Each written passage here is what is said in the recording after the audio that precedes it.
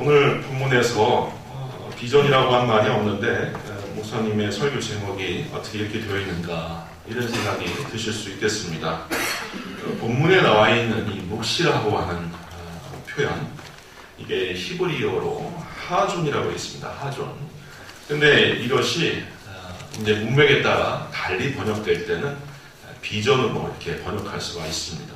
그래서 영어로 성경을 보면은 비전으로 이렇게 되어 있어요. 묵시가 아니라 비전. 그리고 방자에 행한다라고 하는 말을 원어로 찾아보면 파라 이렇게 되어 있는데 파라.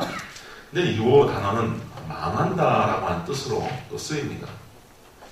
그래서 이 이상의 본문을 달리 이렇게 해석을 하자면은 비전이 없는 사람은 망한다. 이렇게 읽을 수가 있습니다. 영어 성경을 참고로 하면 영어 성경은 또 그렇게 되어 있어요. Where there is no vision, the people perish. 비전이 없는 그곳에 사람들은 망한다, 망하게 되어 있다. 이렇게 영어 성경은 또 그렇게 되어 있는 겁니다. 그래서 우리 인간에게 비전이라고 하는 것은 있을 수도 있고 없어서도 괜찮은 수준이 아니라 반드시 있어야 한다 하는 것이 본문이 가르치는 관점입니다. 요즘 세상에서 사람들의 정신세계는 점점 더 왜소해지고 많은 사람들이 꿈을 이뤄가고 있습니다. 이 꿈의 반경이 문제가 될 때가 많이 있어요. 젊은이들의 인생 프로젝트가 그저 한 30여 평짜리 아파트 한 채 사서 가끔 세계 여행이나 다니는 수준에서 살면 좋겠다. 뭐 이런 수준입니다. 이런 수준이에요. 우리 민족이 가장 어려웠던 일제 치하와 전후 시기에 정치계, 재계, 학계, 교계에서는요.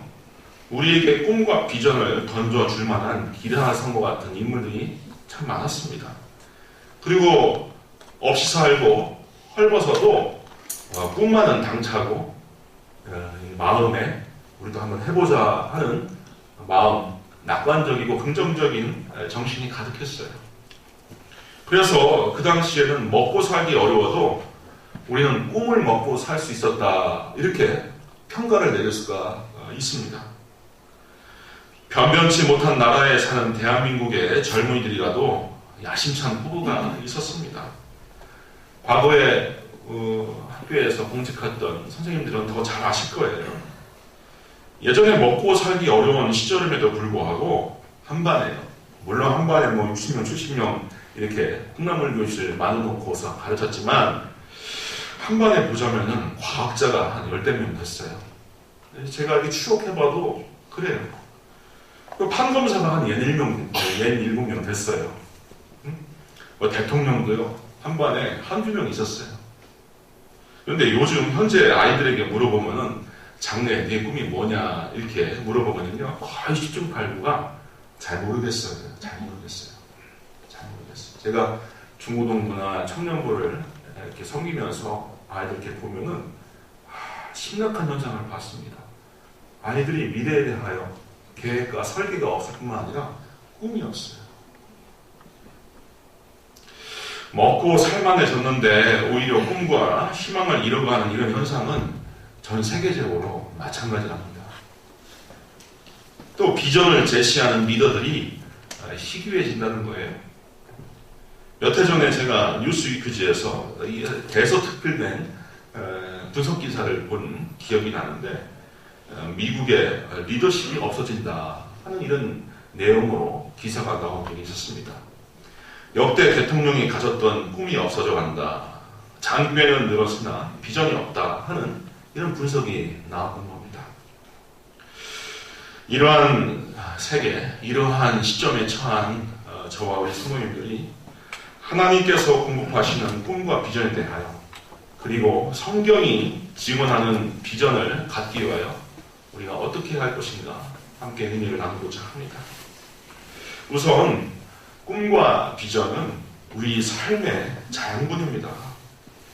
인간은 희망을 먹고 사는 존재예요. 내가 지금 당면하는 삶의 현실이 고통스럽고 너무 견디기 어려워도 내일은 보다 나아지겠지라고 하는 생각이 있으면은 살아냅니다. 살아내요. 내 앞길에 희망이 있다라고 생각을 하면은 살아갈 수가 있어요.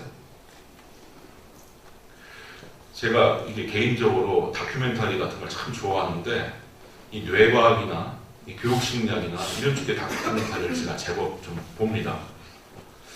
근데 참 하나님께서 만들어 주신 우리 이 뇌, 우리 심리가요, 이 묘한 측면이 있대요. 필요 이상 낙관적으로 세팅이 되어 있답니다. 필요 이상 인간의 이 심리라든지 이 뇌가 가만히 생각해보면 그래요. 응? 뭐 투자를 하면은 잘 벌을 수 있다는 생각이 들어요. 누구나. 또 내 자식 어떻게 뭐 세상에 되어져 가든 내 자식만은 성공할 수 있다라고 하는 생각으로 아이를 낳고 양육합니다. 또 우리 여자분들은 좋은 일이 있을 것 같아서 좋은 사람을 만날 수 있을 것 같다는 기대에 이 외출할 때는 투닥투닥 등치를 하고 나가요. 응? 아유, 내가 만나는 사람이 영 아니고, 아유, 그냥 오늘 일이 구질구질하고, 그런 일이 있을 것 같다면 누가 그렇게 이쁘게 화장하고 나가겠습니까? 인간은 그렇다는 거예요. 그런데, 반면에 희망이 없이는, 기대가 없이는 우리가 살 수 없다는 겁니다. 이탈리아의 위대한 문장가인 단테의 시곡을 보면은요, 그 지옥문 앞에 이렇게 써 있다고 합니다. 여기 들어오는 자들이여 모두 희망을 버려라. 지옥이 뭐 유황불지옥, 가시밭지옥, 우리가 흔히들 그렇게 생각하는데 좀 신학적으로 이렇게 멋지게 얘기하자면요, 지옥이라고 하는 것은 첫째로 하나님의 부재 현장이 지옥입니다. 그리고 두 번째로는 단테가 정확하게 잘 짚었어요. 내일의 희망을 볼 수가 없는 그것이 지옥이에요. 희망이 없이 사는 것이 지옥. 반면에 인간은 희망에 의해서 지배될 때 어떤 거대한 비전과 꿈에 지배될 때 인간의 능력과 의식을 초월하는 놀라운 일을 펼칠 수 있다 하는 겁니다. 이 세계사의 여러 처처의 사건들을 가만히 보면은 유약한 인간임에도 불구하고 상상을 초월한 일들을 벌일 때가 있는데 거의 다가 야심찬 포부와 또 꿈 때문에 그런 일들을 벌인다고 하는 것을 우리가 볼 수가 있어요. 일본 사람들을 우리가 과거에 외인이라고 했어요. 외인. 제가 대만에서 공부할 때 우리 한국 사람들은 일본 사람들을 외놈, 외이라고 한다 이렇게 친구한테 소개를 했어요. 사실 외할 때 일본의 외자는 나라 외자고 외소하다 할 때 외자는 다른 외자거든요. 이게 이제 부수가 달라요. 일본의 외자는 사람인자를 쓰고 그리고 외소하다 할 때는 이 활시자를 쓰는데 그런데 우리는 이제 이게 작다. 저 일본 사람들은 조만하다, 작다 하는 뜻에서 외놈이다 이렇게 한다 했더니 중국 쪽에서도요. 자기들 쪽에서도 그렇게 부른다는 거예요. 그 한자를 외소하다라고 하는 뜻에서 그렇게 이해를 한다는 거예요. 제가 예전에 그 바티칸 박물관을 한번 가본 적이 있는데 이게 들어가려고 사람들이 쭉 늘어져 있는데 단번에 한국 사람과 일본 사람이 딱 표가 나요. 좀 심하게 말하면 일본 사람들은요, 이게 한 뼘 정도가 더 작아요. 한국 사람보다. 심하게 얘기하는 거예요. 그런데 이네들이 근대화 시절을 거치면서 야망과 꿈은 참 거창한 민족이었습니다. 임진왜란이 어떻게 일어났습니까? 일본이 명나라를 징벌하러 갈 테니 조선은 길을 내라 라고 하는 정명가도를 주장했잖아요. 이 조선 사람들이 상상을 못했던 일을 일본 사람들은 기획했던 거예요. 1931년 만주사변 이후에 다시 한번 중국 국토를 야금야금 집어삼킵니다. 그리고 2차 세계대전을 발발시킬 때 미국은 한 번도 왜곡에 의해서 본토 침략을 당한 적이 없는데 일본은 그거를 감행을 합니다. 과거 일본은 그들의 야망을 이루기 위해서 차근차근 용이 주도하게 그 포부를 이루어나갔던 민족이었어요. 이렇게 옳지 못한 야망이다 하더라도 그것을 붙드는 사람들에게는 얼마나 강화할 만한 일들이 있는지 우리가 세계사를 통하여 배울 수가 있습니다. 이 모택동이라고 하는 사람은요, 문화혁명을 통하여서 8억 중국인이 세계를 변화시킬 것이다, 이렇게 주장을 하더라는 거예요. 이단으로 우리가 대표적으로 지목하는 통일교는요, 미국 언론이나 한국 언론의 집요한 비난에도 불구하고 우리들의 메시아가 전 세계를 통일한다라고 하는 야심을 갖고 있답니다. 여호와 증인이나 신천지라고 하는 이단은 제일 전도를 집요하게 잘합니다. 선택받은 자기네 14만 4천 명이 지상 천국을 건설하는데 모두 지배자가 될 것이다 라고 그렇게 확고한 신념을 잡고 있어요. 사람에게 있어서 비전은 이렇게 놀라운 생산성과 위협을 이루게 만듭니다. 희망과 비전이 있는 사람은 창조적이에요. 아이디어가 넘쳐납니다. 아이폰을 개발해서 정말 세계인의 손바닥 안에서 세계를 들여다볼 수 있게끔 만든 애플사의 CEO 그 스티븐 잡스가 고작 28살에 이 기업을 창업하고서 동업자를 물색하고 동업자를 데려다 쓸 때 그 당시 펩시 사장이었던 44살의 존 스컬리를 지목했다는 거죠. 이 존 스컬리라고 하는 사람의 이 삶을 보면요, 참 대단한 이 사람도 엄청나게 이기적인 사람이에요. 대단한 사람입니다. 이 사람이 펩시를 이끌고 있을 때는 코카콜라를 이겼다고 하죠. 근데 그 사람을 찾아가서 허드슨강을 내려다보며 테라스에 앉아서 이 26살짜리 이 스티븐 잡스가 그렇게 스컬리에게 얘기를 했다고 해요. 당신은 설탕물이나 팔며 평생 보내기를 원합니까? 아니면 이 세상을 변화시키기를 원합니까? 이 한마디에 스컬리가 넘어갔다는 거예요. 애플사가 사실 그랬잖아요. 우리가 뭐 이제 일상화돼서 별거 아닌 것처럼 생각해도요, 이 손바닥 안에서 우리가 세상을 만납니다. 여기에서 금융 결제도 다 하고요. 우리 젊은 친구들은 뭐 이거 여기에다가 레포트도 이 과장물도 이걸로 해버려요. 응? 뭐 주식 거래나 여러 가지 금전거래 다 이걸로 다 합니다. 지구 정반대에 있는 쪽의 나라에서 무슨 일이 벌어지는지 그야말로 손바닥 보듯이 보게끔 만든 게 사실 스티븐 잡스예요. 문명의 하나의 거대한 패러다임을 이룬 사람이죠. 그 사람은 벌써 20살 때 세상을 변화시킬 기획을 가졌던 겁니다. 목적이 없는 사람, 특히 꿈과 비전이 없는 청년이라면 정말 영적인 식물 인간이라고 할 수 있어요. 오늘 뭐 청년분들도 몇 명 보이는데 잘 새겨들으세요. 꿈이 없는 청년은 식물 인간이다. 그 윌리엄 체더라고 하는 작가의 글 가운데 재미난 이야기가 있습니다. 어떤 소년의 이야기. 한 소년이 우연히 길바닥에서 $5를 주어요. 재미가 있는 거예요. 갑자기 뜻하지 않은 횡재가 있으니 그래서 그 다음부터 재미가 붙어서 계속 바닥에 떨어지는 것을 줍는 습관이 생겼답니다. 일생 동안 수많은 물건들을 주었대요. 단추가 29,519개, 머리핀이 54,172개.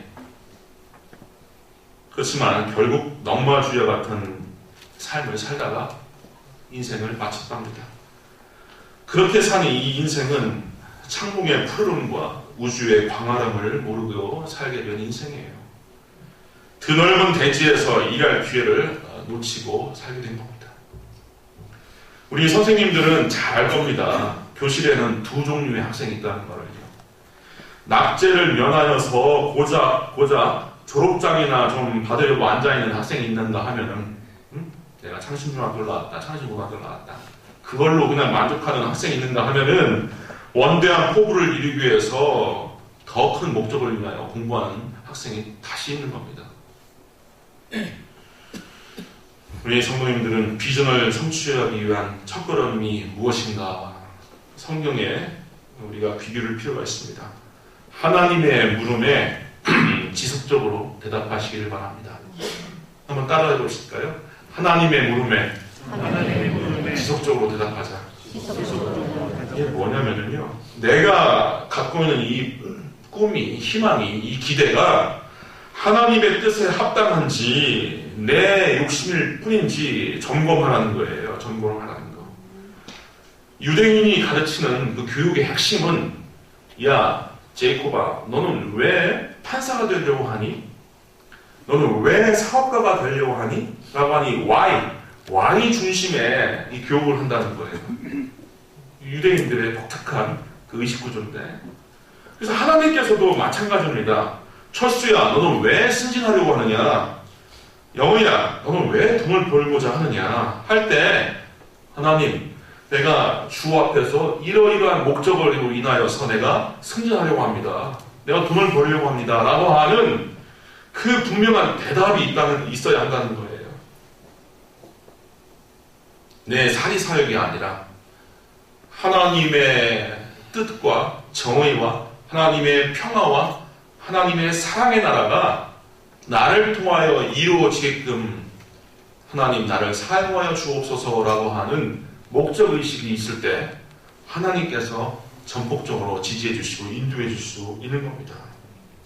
그래서 참된 꿈이라고 하는 것은, 또 성취를 보장받을 만한 비전이라고 하는 것은 하나님께로부터 와야 합니다. 하나님께로부터. 사도행전 2장 17절 이하에 보면은 하나님이 가라사대 내가 내 영으로 모든 육체에 부어주리니 너희 자녀들은 일어날 것이요 너희 젊은이들은 환상을 보고 너희 늙은이들은 꿈을 꾸리라. 이렇게 되어 있습니다. 이 탈무드에 보면은 우리 인생을 그렇게 비유를 해요. 빈 도화지를 채워가는 것 같다. 그래서 어렸을 때는 그릴 구석이 많이지만, 여지가 많았지만 점점 나이가 들수록 더 그릴 공간이 없어져 가는 거. 이게 인생이다. 해서 점점 나이가 들면 들수록 꿈을 잃어간다라고 하는 그런 식의 설명을 하는데, 사도행전에 성령의 역사를 기록하고 있는 그 부분을 보면은 하나님께서 예언을 하게 하고 비전을 보게 하고 꿈을 주시는 그 문제는 남녀노소를 초월한다는 거예요. 남녀노소를 초월한다. 이게 참 예수 믿는 또 맛이에요. 예수 믿는 능력입니다. 젊은이들만 환상을 보는 것이 아니라 노인들도 꿈을 꾸게끔 만드는 것이 성령의 역사고 성령 충만함의 능력인 거예요. 우리 크리스찬들은 세상이 모를 꿈이 있습니다. 나를 필요로 하는 사람들을 위한 꿈이에요. 그리스도인들이라면 내 가정, 내 교회, 우리 대한민국, 우리 하나님 나라에 관한 꿈을 꾸게 됩니다. 모세와 바울을 보십시오. 끊임없이 동족을 위한 기도를 합니다. 하나님, 내가 망해도 좋으니, 내가 생명책에서 떨어져 나가도 좋으니 내 민족이 구원받기로 합니다. 기도했던 사람이 구약의 대표적인 인물 모세고 신약의 대표적인 인물인 바울이에요. 에스더는 연약한 여자의 몸에서 그런 당찬 포부가 있지 않습니까? 내 동족을 구원하기 위해서 내가 황제에게 나아가지만 황제가 나를 죽이면 그냥 죽으리라. 죽으면 죽으리라. 장로교회 창시자인 칼빈의 수제자가 잔 낙스입니다. 스코틀랜드의 종교개혁자. 이 사람도 역시 스코틀랜드 아니면 죽음을 주옵소서 기도하는 마음으로 살았다는 거예요. 무모하고 어려워 보여도 하나님의 영이 충만히 역사하시면 성취됩니다. 30대. 사도행전에 보면 예수님께서 이 제자들을 남겨두고서 이제 세상을 떠나실 때 뭐라고 말씀하셨냐면, 오직 성령이 너희에게 임하시면 너희가 권능을 받게 된다. 성령이 임하시면 권능을 받게 된다. 권능. 이 권능이라고 하는 말을 헬라어 성경으로 보면 디나미스로 있습니다. 디나미스. 이 디나미스에서 나온 말이 다이너마이트예요. 혹은 다이너믹스. 역학. 폭발물. 그래서 성령께서 오시면 인간의 한계와 인간이 제한됐던 이 모든 것들을 다 뛰어넘을 수 있는 폭발적인 능력을 갖게 한답니다. 그래서 그 권능을 받을 때 예루살렘과 온 유대와 사마리아와 땅끝까지 이르러 내 증인이 될 것이다. 그렇게 말씀하십니다. 예수님의 면전 앞에 있었던 이 제자들이 어떤 사람들입니까? 갈릴리 지경을 한 번도 벗어나지 못한 변방의 촌뜨기들이에요. 변방의 촌뜨기들. 근데 예수님께서는 그 촌뜨기들을 놓고서 땅끝까지 가. 땅끝까지 가서 이래라. 마태복음에도요. 사도행전은 누가가 기록했지만 마태가 기록한 마태복음에도 똑같이 기록되어 있습니다. 너희는 가서 모든 민족을 제자로 삼아라. 모든 민족을 삼아라. 그러니 성령께서 역사하시는 그 꿈의 반경이 땅끝이요, 열방이요, 모든 민족이라고 하는 것을 우리가 알 수 있습니다. 이게 이루어지지 않았습니까? 이루어졌어요. 교회의 역사뿐만 아니라 세계의 보편사의 기록을 봐도 이 갈릴리 촌사람들이 지주계 모든 처체에 다 들어가서 지주의 연안에 도시국가들을 다 변화시키고 주후 313년에는 로마까지 다 정복시켜버립니다. 불과 3세기 내에 이 일을 이뤘다 이거예요. 이게 허망한 허풍이 아니었던 것이에요. 그래서 믿는 자에게는 불가능하게 보이는 것이 가능하다라고 하는 것을 우리가 알고서 기도하며 성령의 충만함을 받아야 할 필요가 있습니다. 내 능력으로는 안 되거든요. 스가랴 4장 6절에 보면은 만군의 여호와께서 말씀하시되 이는 인간의 힘으로 되지 아니하고 능력으로 되지 아니하고 오직 나의 영으로 되느니라 하고 되어 있어요. 하나님의 영으로 할 수 있다. 우리의 자질과 우리의 배경과 우리의 학벌과 우리의 젊음과 우리의 재물 가지고서 하는 것이 아니라 하나님의 영으로 된다는 거예요. 사도 바울이 그랬습니다. 종교개혁자 마틴 루터가 그 일을 이루었어요. 요한 웨슬리가 그 일을 이루었습니다. D.L. 무디가 이루었습니다. 이처럼 하나님의 역사를 함께 이루는데 이러한 위대한 인물처럼 우리 모든 창신교회와 창신학원의 모든 일꾼들이 이러한 일에 하나님 앞에 붙잡힌 바 되어 쓰임받기를 축원드립니다. 아멘. 그래서 우리는 기도하면서 끊임없이 계속 마음으로 그래야 합니다. 될 줄 알고 생활해야 됩니다. 아메리카 땡벌이라고 하는 게 있대요. 이 생태학자들, 생물학자가 이걸 분석해보면은 얘는 몸의 구조상 날 수가 없는 구조랍니다. 날 수가 없는 구조인데 잘 달려다닌대요. 번식도 잘하고. 그래서 과학자들이 결론을 내렸답니다. 아, 얘 땡벌은 자기가 날 수 없다라고 하는 사실을 모르기 때문에 난다. 예? 자기가 날 수 없다라고 하는 사실을 모르기 때문에 난다라고 결론을 내렸답니다. 생태학자들이. 참 대단한 거예요. 자꾸 환경 보고 내 자신의 처지를 보면은요, 내가 기운낼 근거가 없어요. 하지만 주께서 함께 하신다라고 될 줄 알고 살면 되는 겁니다. 아브라함이 하나님께로부터 받은 꿈이 있었어요. 자기 아들을 인하여서 창대한 민족을 이루어 주신다라고 하는 약속을 받았어요. 하지만 100세가 가까워 가는데 뭐 아들이 뭐 온 것도 아니고 살아도 죽으면 할머니가 되고 있는데 어떻게 아들이 있을 수 있을까? 이러한 생각, 이런 의심이나 이러한 좌절이 오는 겁니다. 이런 좌절이 와요. 그런데 그러한 좌절에 빠진 아브라함에게 하나님께서 참 독특한 방식으로 희망과 꿈을 불러일으키는데 창세기 15장 1절 이후에 보면은요, 장막 밖으로 나와라. 응? 장막 밖으로 나와라. 그를 이끌고 밖으로 나가 이르되 하늘을 봐라. 그리고 저 하늘에 무별들을 셀 수 있나 보라 합니다. 그냥 그 하나님께서 야 좀 참어, 내가 너한테 그 좀 큰 민족을 이룰 수 있도록 도와줄게, 이렇게 하는 게 아니라 장막 밖으로 끌어내셔요.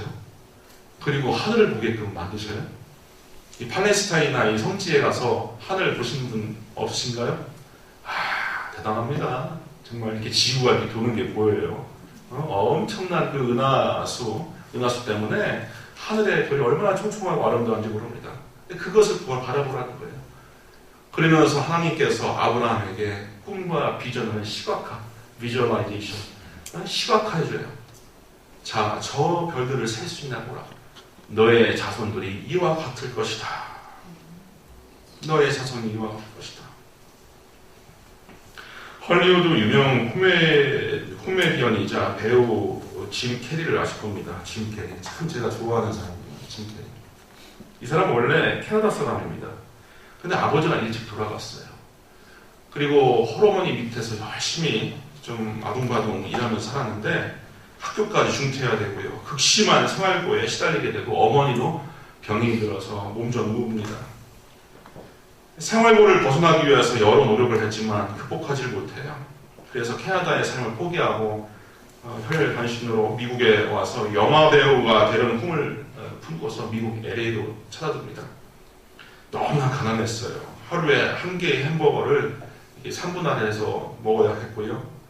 그리고 $50짜리 중고차에서 잠을 청해야 했고, 또 빌딩의 화장실에서 세수를 몰래 하면서 하루하루를 영영했습니다. 촬영장에 가서 일거리를 찾아서 어슬렁 했어야 됐고요. 그리고 가끔 맡겨지는 일은 단역이었을 뿐입니다. 자기는 재능이 있음을 알아요. 많은 사람들을 웃길 수 있는 능력이 있음을 알지만 기회가 잘 오지 않는 거예요. 짐 캐리는 이런 하루하루가 너무 무의미하다고 생각해서 굳은 결심을 하기에 이릅니다. 1990년 어느 날 그는 차를 몰고 가서 헐리우드가 한눈에 내려다볼 수 있는 가장 높은 언덕 위에 올라갑니다. 그리고 하염없이 도시를 바라보다가 이 수표책을 꺼내서 스스로에게 $10,000,000를 지급한다라고 하는 서명을 해요. 지급일자는 정확하게 5년 뒤인 1995년 추수감사절에 $10,000,000가 나에게 온다. 그러면서 그 가짜 수표를 지갑에 지내면서 5년을 지니고 다녔답니다. 마침내 지급 날짜인 1995년이 되었을 때 그는 덤앤더머라고 하는 영화의 출연료로 $700,000,000를 받게 되고요.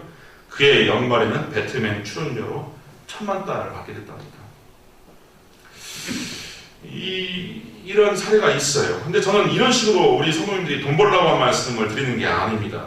이런 식의 성공담에 우리의 욕심을 검열하시는 예수님이 빠지면 문제예요. 다만 제가 드리고 싶은 말씀은 분명한 비전이 있고 그것을 시각화하고 그것을 받은 것처럼 앞당겨 사는 사람은 꿈을 이룰 확률이 매우 높다는 사실입니다. 우리 성도님들도 말씀에 의거해서 또 성령님의 지시에 따라서 정말 이러한 모든 꿈을요 시각화하고 다짐하실 수 있기를 바랍니다. 우리에게 찾아온 불안과 의심이 얼마나 서슬퍼럽니까? 힘듭니다. 힘들어요. 저도 이렇게 세상 살면서 참 겁을 많이 먹습니다. 이 거친 세상에 우리 삼남매들이 어떻게 잘 자랄 수 있을까? 별로 제가 어렸을 때 공부했던 것만큼 공부도 안 하는 것 같고 남들은 사교육을 펑펑 시키는데 제대로 시켜먹지도 못하고 얘들이 엄마를 닮아갖고 눈이 크거든요. 이렇게 눈 큰 놈들 3명이 식탁에 앉아갖고 밥 퍼먹고 이렇게 앉아있는 거 보면요 마음이 짠해요. 이거 어떻게 키워야 되나 내가? 이거 어떻게 키우지? 그런데 이 걱정과 걱정은 다 하나님께 맡기고 이 안에 믿음이 있고 비전이 있으면 하나님께서 책임져 주신다. 저는 믿어지지 않습니다. 우리 하나님께서 구체적으로 보여주시는 하나님이에요. 내일의 승리를 앞당겨서 보여주시는 하나님인데 제가 구약에서 이사야를 참 좋아하는데 이사야에 보면 이 비전의 이 내용들이 참 참 드라마틱하고 아름다워요. 예컨대 35장을 보면은 하나님이 오사 너희를 구하시리라.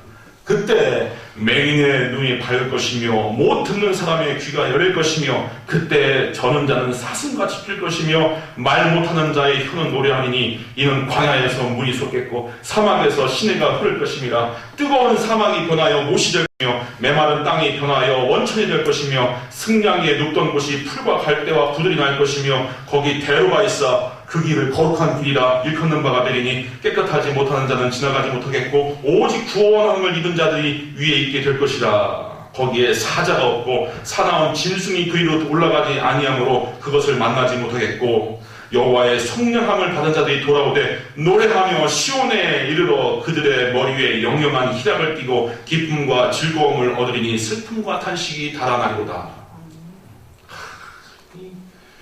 하나님의 말씀 우리가 읽어야 될 필요가 있어요. 참 그런 약속 가운데서 얼마나 시적이고 얼마나 생생한 비전을 우리에게 드러나는지. 우리 성도님들은 하나님 앞에서 귀한 비전 메이커가 되실 수 있길 바랍니다. 그리고 그 비전을 실현하시는 하나님의 일꾼이 되시기를 축원드립니다. 우리가 새로운 해, 또 새 학기, 새 학년을 맞이하여서 우리가 걸머져야 할 일이 참 많은 줄 압니다. 그리고 우리는 어제보다 나을 오늘, 내일을 꿈꾸는 사람들입니다. 그런 삶의 현장 가운데서 주님께서 함께 하심으로 이루어지는 성령의 역사, 비전 실현의 역사가 이루어지시기를 주님의 이름으로 축원드립니다. 아멘. 기도하겠습니다. 은혜로우신 아버지 하나님 감사합니다. 말씀을 통하여서 눌리고 곤고한 우리의 심령에 생명샘이 솟게 하여 주시니 감사합니다. 내 능력과 내 자격으로는 하지를 못합니다. 하지만 말씀에 의지하여 나와 함께 하시는 성령님과 동행하면서 하나님과 함께 하기로 나오니 아버지 하나님, 하나님의 영광을 드러내고 하나님의 사랑을 드러내는 일에 나 자신, 우리 창신교회를 사용하여 주옵소서. 예수님의 이름으로 기도합니다. 아멘.